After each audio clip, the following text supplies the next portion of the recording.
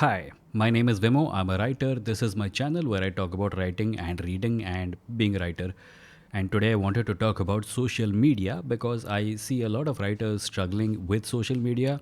I mean, I'm not going to give you specific advice about which social media platform to use and how. I want to tell you more about what your approach should be towards social media as a writer. What can you realistically expect from it? And what is the best way to go about using social media as a writer? And this obviously comes from my own personal experience. I have been on social media. I have recently left social media. I left Twitter, which had 26,000 followers. I left Instagram, where I had very close to 300,000 followers. And I'm also a writer of comic books, and I'm intending to be a novelist one day.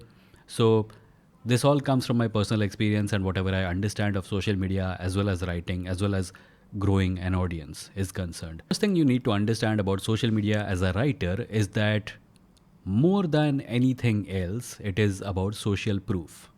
Social proof, as in your ability to prove to people that you are who you are, and to prove to people that who you are is acknowledged and appreciated by a lot of people.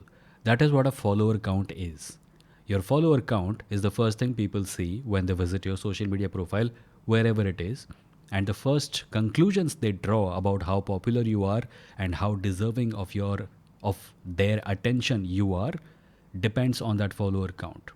It is at the end of the day a vanity metric. It really doesn't matter how many people are following you when it comes to your success as a writer, your success as a seller of books is concerned. But your follower count and your social media profiles, other vanity metrics, are going to decide what people think of you at first blush. It is the cover that they are going to look at before judging the book that you are. That's for them. From your perspective, the way you look at your followers should be different. You should look at quality of followers, not their numbers. Because if you are a writer of fantasy and science fiction and your followers are following you because they like pictures of your cat, they're not going to translate into buyers of your book. And this is something that should concern you, because what I find is that a lot of writers think that this is how it works.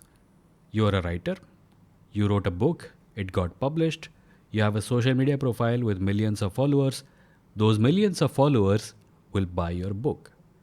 That's not how it works. That is not how it has ever worked. What will happen is that a very small percentage of the people who follow you might perhaps be interested in your book, and an even smaller number of them will actually take the action of buying your book. It may very well happen that despite having hundreds of thousands of followers, when you put out updates about your book, less than 10 people will actually buy. This does not mean that followers don't matter.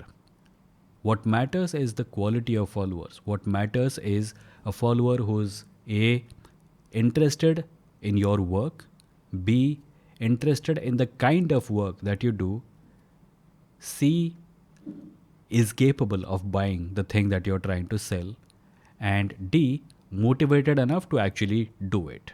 If you're a writer, what you need is readers, not fans. Fans are great, but not all fans become readers. If you're a writer, your goal is to have people read what you write, and not all of your followers will do that. Many of your followers will be your fan. They will never read anything you put out. So while your social capital will increase, you will be known as a writer, you will be appreciated as someone who deserves to be read. That part will increase, and it does have its benefits, and we will get to that later on. The actual people who are following you on social media will often, not always, but often, not be the people who read what you put out. So, if your goal through social media is to increase the number of people who read your work, you need better alignment between what you put out in the market in the form of books and what you post on social media as a writer. Which brings us to brand recall, the really real reason as a writer you are on social media. Because social media is not the place where you create buyers of your books. Social media is the place where you brand yourself as someone who writes books. You brand yourself as a person who's an author who puts out books, and that brand recall is what you want people to have when it comes to you and your work. Don't worry about generating sales from social media. Sure, that is one of the goals, and I'm not saying completely ignore it, but don't make it the be all and end all of your social media presence. Don't make it so you put out a link to your book, no one buys, and therefore you come to the conclusion that your social media profile has failed. It hasn't. It's working for you in other ways. And if you remain fixated on book sales from social media, then you're not going to focus on that.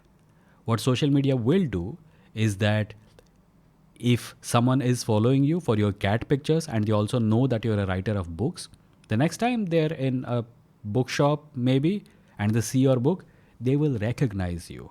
They will recognize you as, hey, this is that person I follow on social media whose cat pictures are like and who's actually quite funny. They've written a book. Let me check it out. A writer who's not on social media will not have this advantage. They will not be instantly recognizable. So, the actual benefit you're getting from your social media presence as a writer is that brand recall, is that instant recognition you inspire in people's minds when they see your name or your face or even the book title that you have been talking about on social media in a bookshop or on Amazon or online bookshops. You know what I mean.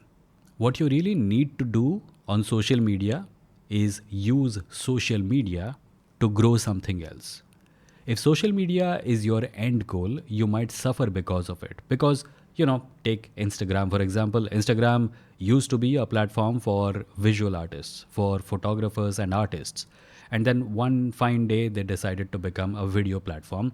And a lot of visual artists were frankly quite disappointed because they could no longer use Instagram to promote their photography and their artworks. And they had to move to other platforms. Many of them still use Instagram. But on the whole, if you ask artists, you might find that they're quite disappointed with what Instagram gives them. What you need to know about social media platforms is that if you're using Twitter or Instagram in the hopes that you will get book sales from there, you need to first of all understand that the number of followers you have will not translate into book buyers, but also that the ones among your followers who are book buyers need to be taken somewhere else. The thing you need them to do is not going to happen on the social media platform. You need to get them to a bookshop. You need to get them to a website where they can buy the thing. You need to perhaps, and this is very important, you need to get them to your email newsletter. You need to get their email addresses so that when your book comes out or there is an update about your work, you can literally send it to them by email. You can do it on social media, but you can never be sure that your message got to all of them.